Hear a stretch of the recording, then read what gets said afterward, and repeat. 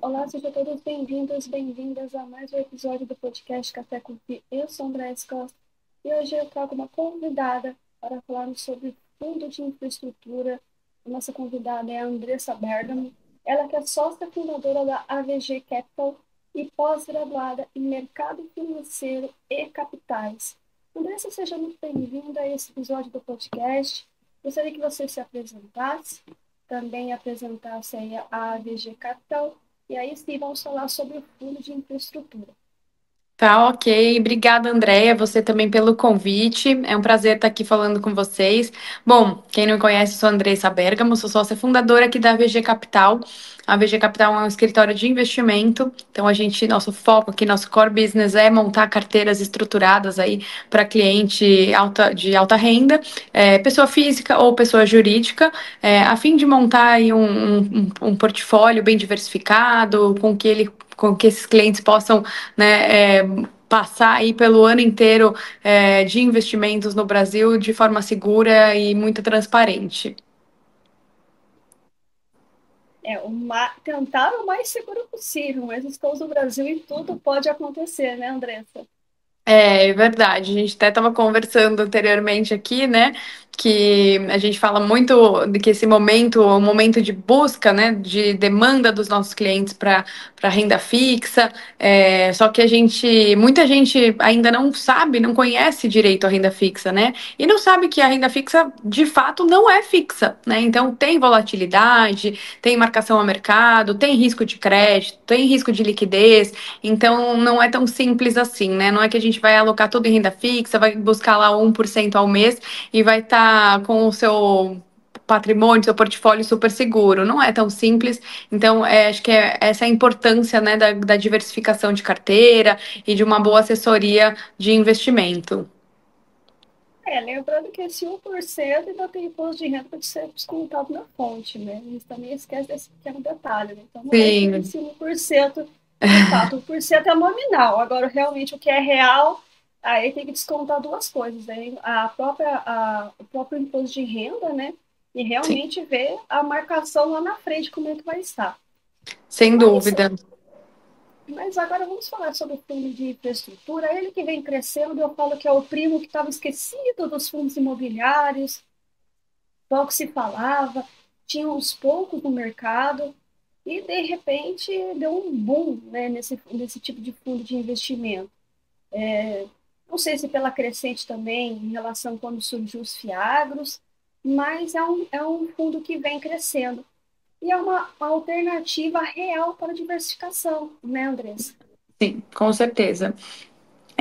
E na verdade, assim, os fundos de infraestrutura eles estão sendo realmente muito buscados, muito demandados pelos clientes em geral. Acho que era um produto que estava mais esquecido, ele era um produto não muito conhecido no mercado, né? Então eu acredito também que o mercado como um todo, os gerentes, assessores de investimento trouxeram mais esse tema também, abordando os clientes, mostrando como é que funciona, né? E aquele cliente que já vem utilizando ele como fonte de renda, né? Do seu patrimônio ali, da sua carteira, ele vem tendo retornos bem relevantes. E isso também traz uma busca ainda maior, né, por esses papéis, por esses fundos que tem isenção de imposto, que tem atrativos, né, de taxa lá dentro, com a taxa de juros alta, com a inflação alta, esses títulos também tendem a ter melhores performances. Então, de fato, esses fundos eles têm trazido aí, têm dado um pouco mais de relevância hoje em dia no mercado. E como ele pode ser usado para diversificar? Os fundos de infraestrutura, eles são fundos de renda fixa, né? Eles são, na verdade, é como se fosse uma cesta de debêntures incentivadas, né? Na grande maioria delas, isentas de impostos. Então, assim, é importante que ele esteja fazendo uma composição na carteira do investidor. E o legal é que até o investidor conservador, ele também pode ter esse tipo de papel dentro da carteira de fundo, né? Porque porque ele de fato ele vai dar uma pulverizada nos investimentos, de forma que você não precisa necessariamente comprar um único ativo, uma única debenture, você não corre um único risco. Com o fundo de infraestrutura, você está dentro de uma cesta com várias debêntures ali analisadas por um gestor que diversifica risco, que diversifica crédito, né, rating de cada um, que diversifica a liquidez também. Então, assim, todo esse risco que envolve as debêntures, ele vai estar mais pulverizado dentro de um fundo de infraestrutura. Então, assim, ele acaba sendo uma composição para uma carteira bem diversificada. Maravilha. E já puxando esse gancho, né, que você comentou a respeito das debêntures incentivadas, né, qual que é a diferença, né?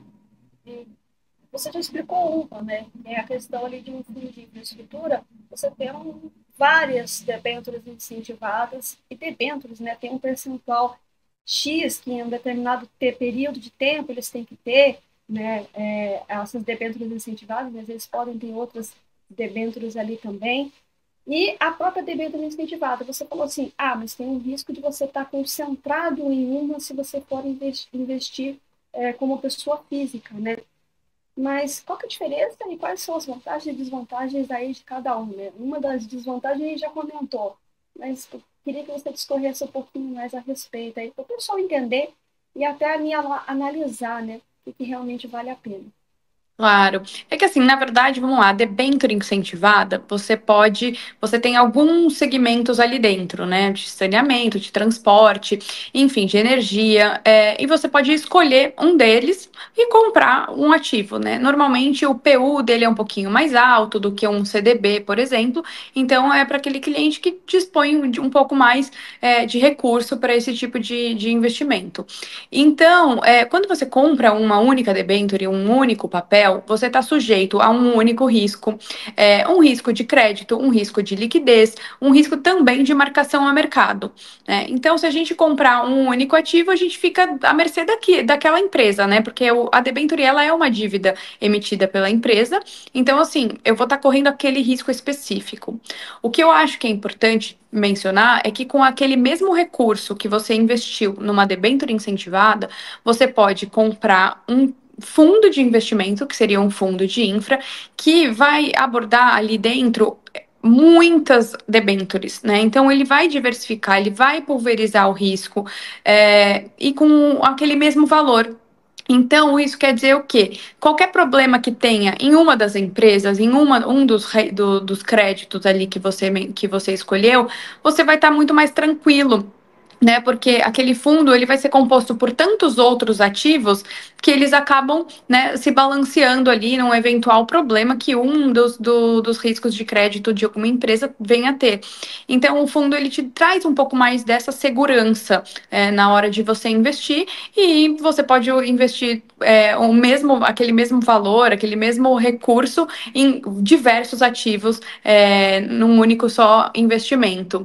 E eu acho que isso é uma possibilidade muito mais atrativa, né? O risco de margem ele fica pulverizado, fica diversificado e você também dorme mais tranquilo com uma rentabilidade, buscando uma rentabilidade melhor. Até porque se um gestor você está pagando um gestor, né, para fazer isso, para fazer essa administração desse fundo para você, com certeza ele sabe, ele administra muito melhor que a gente, que não faz esse tipo de trabalho de ficar olhando ali, né, ativo por ativo, quem é a empresa, como que está a saúde de cada uma delas. Então, eu acho que é importantíssimo a gente delegar isso para alguém que entende e sabe o que está fazendo. E um outro ponto que realmente é muito interessante é a questão, né, que no fundo de infraestrutura ele é isento de imposto de renda, tanto no ganho de capital quanto em relação ali aos rendimentos, o que torna até mais atrativo que os outros primos, né? Porque os outros primos ainda você tem que pagar no ganho de capital, né? Sim, sem dúvida. Então, isso é um grande atrativo, inclusive, né, há um tempo atrás, ventilou-se aí uma possibilidade de cobrança desses fundos, e isso movimentou muito o mercado também, porque a gente não, isso seria totalmente perder um grande incentivo que os fundos têm, e graças a Deus a gente tem que aproveitar enquanto esses fundos eles são isentos, né, ele pode vir ser cobrado lá futuramente, talvez, mas enquanto eles têm essa isenção, eles acabam sendo benéficos e assim, até mais atrativo que muitos dos seus concorrentes, né? Como você bem mencionou aí, os próprios fundos imobiliários. Então, eu acho que faz muito mais sentido uma carteira de um fundo de infraestrutura nesse caso. Exatamente. Lembrando só que para pessoa física, né? Porque eu Sim, mencionei aqui, a gente atende pessoa jurídica também, mas esse ativo em específico, ele tem a isenção fiscal para a pessoa física. e essa sombra, né, do imposto sobre rendimentos e os dividendos, né, dividendos para as empresas e rendimentos para os fundos de investimento, sempre vai assombrar, né, porque os fundos imobiliários mesmo, eles começaram tributados, depois ele teve essa isenção, né. Então, essa é Sim, uma sombra que vai sempre perdurar ali em relação aos investidores. E é que uma verdade. hora ou outra isso vai acontecer, já que no resto do mundo inteiro eles são tributados, né? Só em acho que 2 ou 3 países que não são. E nós estamos Isso, ainda ali sendo beneficiados com isso. Mas falando exatamente. dos, mas falando dos primos, Andressa, na sua visão, os FINFAs, eles são menos ou mais arriscados, por exemplo, que os fundos imobiliários? E como que analisa esses riscos? Tá certo, você delega isso para o gestor, correto? Sim. Mas você, enquanto investidor, também tem que saber os prós e contras e os riscos e os resultados que vem trazendo ali aquele fundo de investimento para sua carteira, né?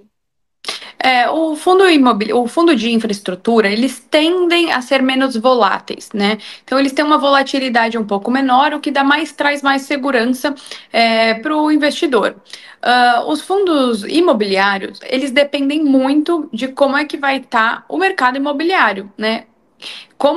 Quais são os imóveis, quais são os bens que estão dentro daquele fundo. Isso é muito importante a gente avaliar também, porque o fundo imobiliário você escolhe ele muito pela composição, né? Quem que são os imóveis que estão lá dentro? Às vezes, se é um único imóvel, isso traz um risco maior também para o fundo. Quando ele é mais pulverizado, acaba tendo um pouco menos de risco. Então, esse tipo de coisa a gente acaba colocando muito na balança. Então, assim, acho que a grande diferença ali entre os dois primos é que o fundo imobiliário ele depende totalmente de como está o mercado imobiliário no momento, né? Se tem uma valorização do imóvel, se tem uma desvalorização do imóvel, enquanto as debêntures incentivadas, os fundos de infraestrutura, eles dependem muito de mercado, né? De taxa de juros, de inflação. Então, como eles são indexados à inflação, indexados ao CDI, eles acabam tendo performance atrelado a esse tipo de viés, né? Assim, vamos falar ele vai pagar inflação mais uma taxa, um CDI mais uma taxa pré-fixada. Então, a gente sabe mais a rentabilidade, tem uma cota mais tranquilo, assim, vamos dizer, não tem tanta volatilidade quanto o outro. Então, acho que a grande diferença aí, e também, como você mencionou anteriormente, é a questão fiscal, né, que é totalmente o fundo de infra, totalmente isento de imposto, e paralelo ao que a gente vê ali nos fundos imobiliários. Então, assim, eu acredito que é importante, não estou dizendo que um é melhor que o outro, é importante ter uma composição de carteira onde você tenha o fundo imobiliário também e tenha um fundo de infraestrutura. Até porque a gente vive no Brasil, a gente sabe que as coisas são muito incertas, né? A gente vive muitas incertezas. O mercado imobiliário é um mercado também que está sempre em ascensão, então a gente vê uma grande valorização no longo prazo. Então, eu acredito que ambos os fundos são bastante inteligentes de composição de carteira, porém, eu olho para o fundo imobiliário um pouco mais com um olhar para uma carteira mais moderada, não tanto conservadora como eu colocaria na carteira de fundos de infraestrutura. Eu digo que o fundo de infraestrutura é como se fosse um hedge, né? Primeiro, pela previsibilidade do fluxo, já que você está investindo em projetos de infraestrutura, o Brasil é tão carente em relação a isso. São mais longos, né? As debêntures incentivadas, Sim, elas têm um prazo de duração maior, então por isso que essa previsibilidade, essa questão, né, de imposto também, que acaba ali incentivando, então te dá uma proteção, um hedge, né, na tua carteira, né? Se sim, você não, se você quer diversificar a tua carteira e você quer uma proteção, eu diria que os fundos de infraestrutura, eles cabem nesse papel, né? Os fundos imobiliários, mais ataque, junto ali com os fiagos, entre as ações, enfim, tem ali uma série de ativos que você exatamente. pode colocar ali do meio de campo para frente, né? E ela Sim. seria ficar ali na defesa, né, Andressa? Sim, com certeza, é exatamente isso. E é por isso que a gente usa os dois, né? Assim, a gente tem que ter esse entendimento que é flexibilizado para um lado e para o outro, né? Então, a gente vai viver momentos onde a gente já viu, inclusive, o mercado imobiliário se valorizando muito, né? Frente aí à taxa de juros caindo. Normalmente, o mercado imobiliário tende a ter uma valorização maior. Mas é isso, acaba tendo um risco um pouco equivalente também. Exatamente. Você falou um pouquinho, né, da inflação, a taxa de juros, mas como é que isso impacta os retornos dos FIIs, né? É, a debenture, né? Vamos falar que a gente fala da debenture incentivada porque ela é a composição do fundo, né? O fundo é composto por debentures. A debenture, ela, quando ela é emitida, o investidor ele vai comprar a mercado uma debenture e ela tem uma taxa que ela fornece para o seu investidor, né? Então, normalmente o investidor ele compra ali uma taxa de inflação mais uma pré-fixada ou CDI mais uma prefixada também. Então, vamos falar em inflação. Hoje a gente tem visto taxas equivalentes à inflação mais 7, já vi inflação mais 8, e CDI mais 3, CDI mais 4. A gente tem bastante coisa nesse nível dentro do mercado secundário, principalmente. A única questão aqui é o seguinte: quando você tem uma alta de taxa de juros, uma alta de inflação, se ela está atrelada à inflação e à taxa de juros, obviamente esses papéis eles tendem a ter uma performance melhor. O único ponto é a marcação a mercado, né? Que muita gente não entende, é uma coisa um pouco mais complexa mesmo, mas assim, a marcação a mercado ela existe e ela pressiona os preços quando a taxa de juros sobe, né? Então tem o lado bom, que né, que você tem o CDI lá, mais uma taxa, então, querendo ou não, ela tá no longo prazo, é um retorno que vai ser super positivo e atrativo para você, porém, no curto prazo, no D0, você vai olhar ali o seu relatório e vai ver uma marcação, porque cada vez mais são títulos novos que vão aparecendo e os antigos acabam, né, tendo uma pequena desvalorização naquele momento. Mas para aquele investidor que pretende levar o ativo até o vencimento, faz total sentido, porque ele sabe que ele está comprando um papel que ele vai dar uma taxa ali pré-fixado, por exemplo, vamos falar do 7%, e ainda vai ter toda a inflação do período.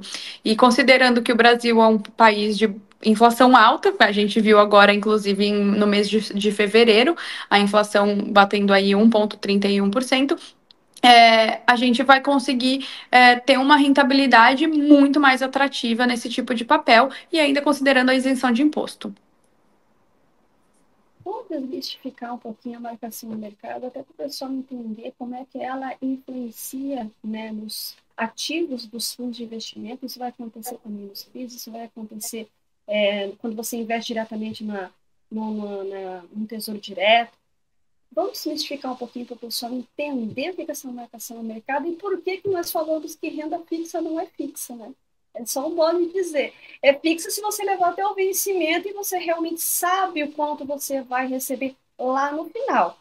Mas ali no meio de campo, ali no meio do caminho, pode muita coisa acontecer e as pessoas acabam não entendendo. Por exemplo, houve uma alta significativa, né, no spread né? Ou seja, aquela taxinha que a gente vê esse IPCA mais alguma coisa, que é o que a Andressa comentou, e essa taxa foi mais de 7%, né? Algo que não se via há muitos anos. O que que acontece? Quando essa taxa está mais alta, quando você comprou e ela continua subindo, você vai ver ele desvalorizando o preço que você pagou. E você fala, meu Deus, perdi todo o meu dinheiro, né? Cria-se aquele desespero. E você fala, mas a renda fixa não era fixa? O que está acontecendo? Tentar desmistificar um pouquinho esse aspecto aí, esse termo que é tão usado, né, nos fundos de investimento por conta quando eles investem em papéis de renda fixa. Exatamente. Isso assusta muito o investidor.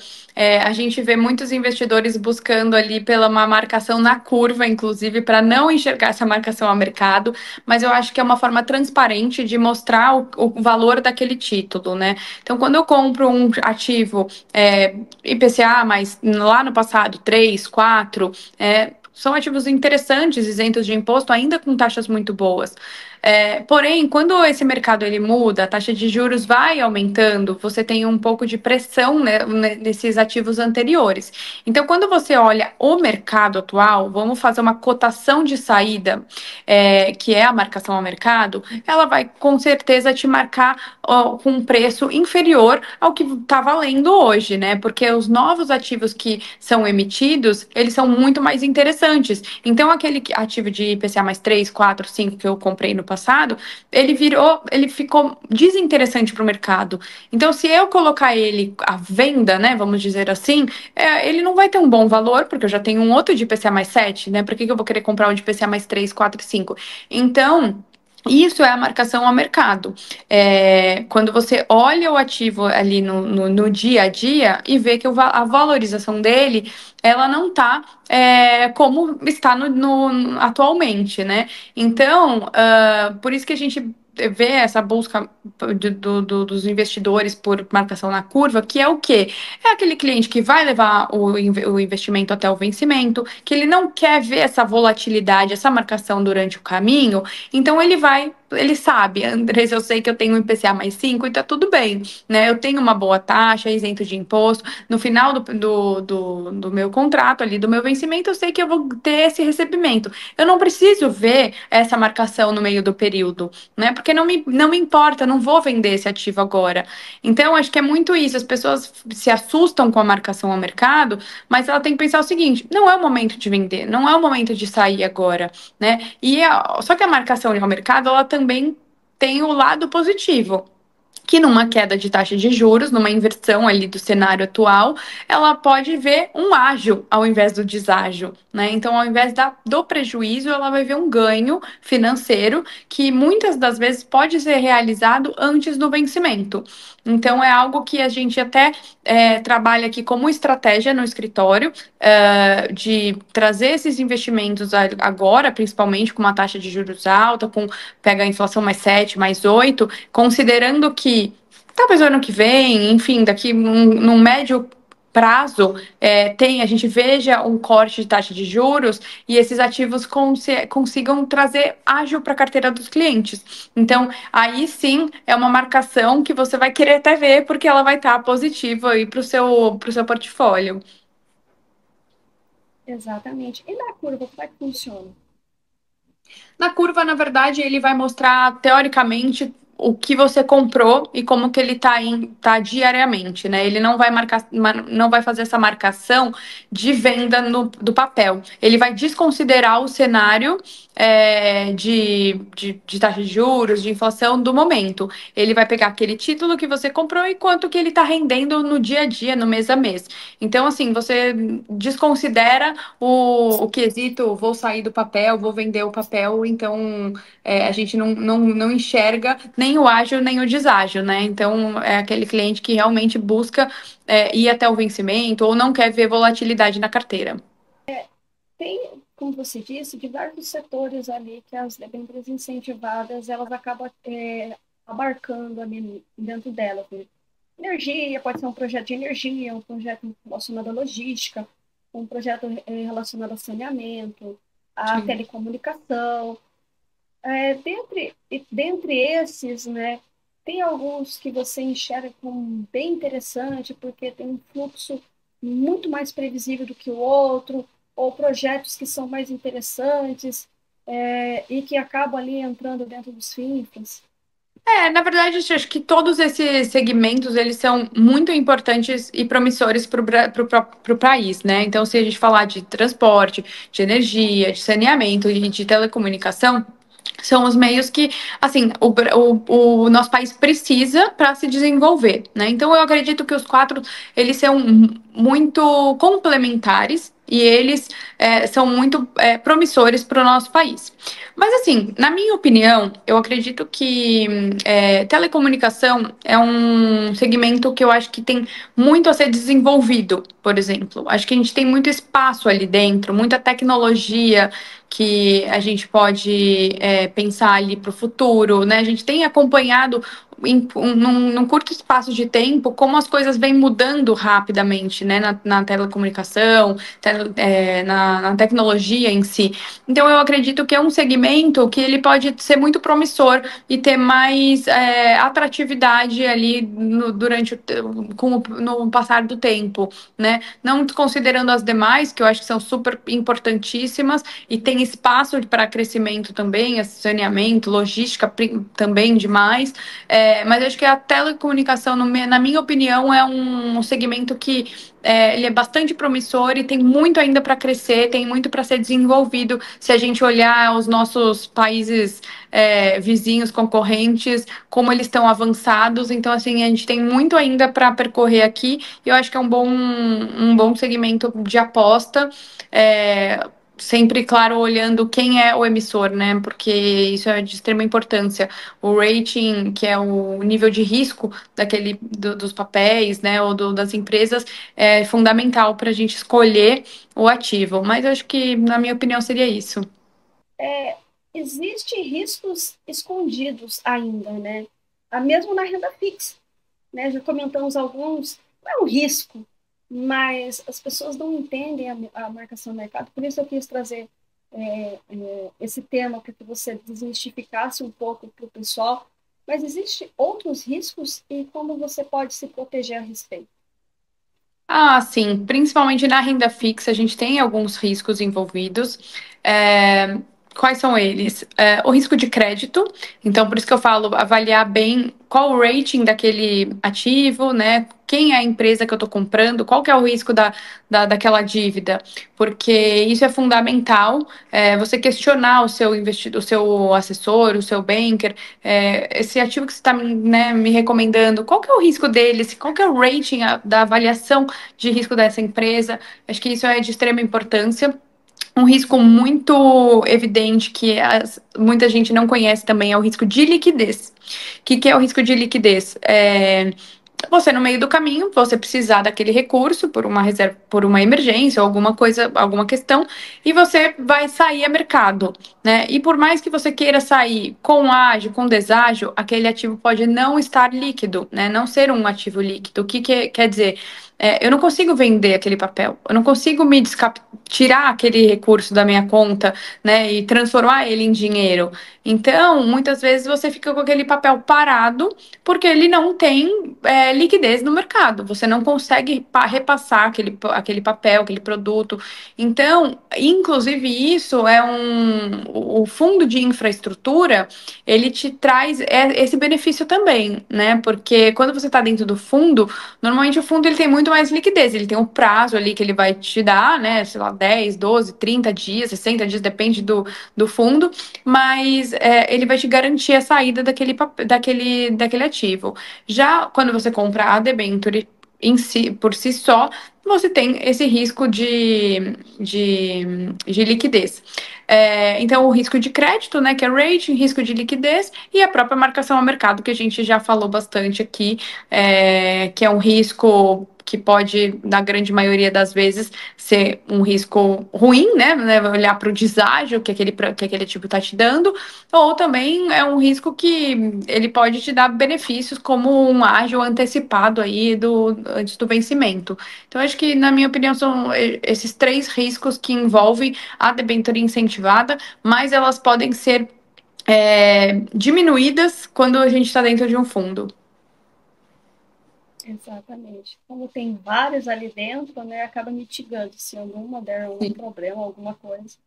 Tem mecanismos ali de proteção e também a depender do percentual que corresponde ao patrimônio líquido, no PL, ali vai ser mínimo o impacto, Sim, né? também tem isso, exato. É, agora aquela pergunta que acredito que, não sei se você já recebeu, mas eu creio que alguns investidores acabam pensando a respeito, né? Os FIIs podem substituir investimentos tradicionais em renda fixa? Eu não diria substituir, mas eu diria que é um complemento, né? Ele pode complementar uma carteira de renda fixa e ele deve complementar, inclusive. Eu acho que é muito importante, quando a gente fala de um portfólio conservador, você ter na carteira ativos que sejam, por exemplo, tem o FGC, que é o Fundo Garantidor de Crédito, dentro da renda fixa. Então, só que ali você tem também um limite, né? Um limite de 1.250.000 mil por instituição e por CPF. Então, assim, quando você sai desse limite, tem muitas vezes que o cliente tem acima desse valor, né, investido. Então, sim, eu já começo a olhar para uma composição um pouco mais robusta dentro de fundos de infraestrutura, por exemplo. Ele não vai te dar essa garantia do FGC, que tem uma LCA, uma LCI ou um CDB.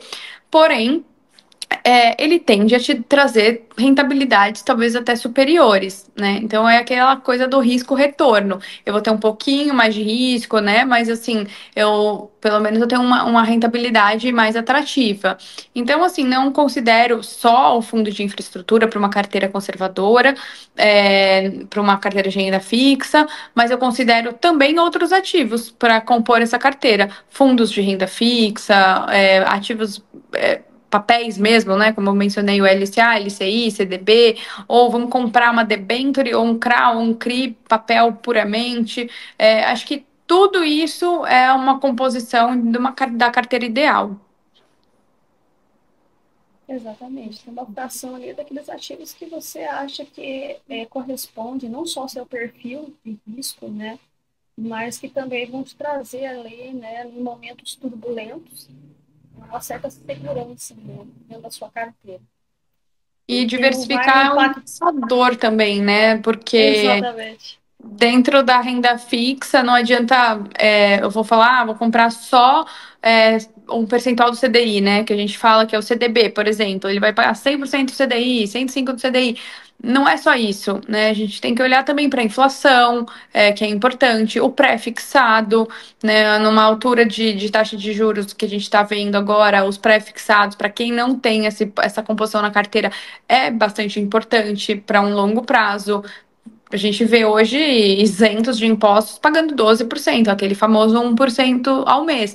Então, se eu consigo prefixar isso por 2, 3, 4 anos, maravilhoso, porque a gente sabe, acredita, né? Na verdade, não sabe nada, mas assim, acredita que vai ter uma queda de taxa de juros, e quando o juros estiver lá de volta aos 5, 6%, você está garantido com seus 12, né? Então, assim, eu vou ter o dobro do CDI.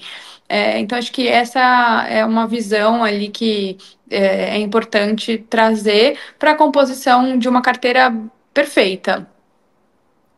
Até porque, né, uma inflação alta, como está se projetando, né, o Banco Central já vem sinalizando ali no Boletim Focus, ela é insustentável, né? O Brasil Sim, ele começa a ficar, estrangula a economia, né? Porque é, você tem. E também, quanto mais você aumentar, a depender de um patamar, ela já não tem mais efeito, né? É igual aquele remédio, você começa a tomar um remédio. E se você prolonga demais, né, o vírus ou a bactéria, sim, ele já cria imunidade, né, a respeito. E a mesma coisa a inflação, né? Um modelo um pouco estranho verdade. de se comparar, mas é nesse sentido que acontece. Então, Sim. realmente, uma hora ela vai ter que abaixar e, consequentemente, se você travar ela nesses patamares de hoje, vai ser bem interessante ali no futuro. Sem E uma dúvida. composição de uma carteira diversificada, né, Andressa? É o último almoço grátis. Não que tenha almoço grátis, mas esse é um dos últimos. Sim. Andressa, mais uma vez gostaria de te agradecer aqui por você ter vindo trazer a sua expertise e esse super bate-papo para falar a respeito de investimento, trazer uma luz ali, desmistificando muitos aspectos que os investidores acabam não compreendendo como é que funciona. Então, eu gostaria que você aí deixasse suas considerações finais e também as mídias sociais, para o pessoal te conhecer mais, também conhecer a AVG Capital. Ah, obrigada, Andréia, pelo convite mais uma vez. Obrigada pelo tempo. Foi muito bom o bate-papo. Acho que é importantíssimo a gente trazer esse assunto, né? Principalmente renda fixa, que quando a gente fala de renda fixa, a gente fala de um público, de um investidor que ele é mais conservador. Então é importantíssimo ele saber esses riscos que estão envolvendo ali o patrimônio dele que está investido. Então, assim, extrema importância mesmo esse nosso bate-papo. Queria te agradecer mais uma vez. E, bom, qualquer dúvida, eu também fico super à disposição. A VG Capital é um escritório voltado para investidores, pessoas físicas e jurídicas. Então, nosso core business, nosso negócio, de fato, montar aí a melhor carteira, a carteira mais diversificada possível para a gente conseguir surfar todas as ondas do mercado, da economia, do Brasil. Então, eu fico à disposição, eu e minha equipe aqui. Bom, para quem quiser me falar comigo, tem meu Instagram, que é o @Andressa, com dois S, P Bergamo. Tô lá, a gente pode bater um papo, fala um pouco também de investimento. Então, assim, acho que é isso. Mais uma vez, obrigado, e eu fico super à disposição. E também, né, duas mulheres conversando sobre investimento acaba ali incentivando mais mulheres também a vir para o mercado. Veio mulheres. É Sim, algo muito interessante e que faz ali com que você também tenha a possibilidade ali de um futuro bem interessante para você e para sua família. Então, vem eu agradeço ali a oportunidade de estar trazendo mulheres também para fazer esse incentivo e virem é para o isso mundo dos aí. investimentos. Né, É André? isso aí, com certeza. Vamos aumentar cada vez mais esse time, né? Exatamente. Obrigada, Andressa. Pessoal, até o próximo episódio. Se você não é inscrito no canal no YouTube, se inscreva, acione o sininho para ser notificado de todos os episódios que eu lançar. Curta, compartilhe esse conteúdo e os outros episódios também do podcast. E também estamos aí nas principais plataformas de streaming. Até a próxima e tchau, tchau, Andressa. Obrigada, tchau, tchau, gente. Obrigada, André.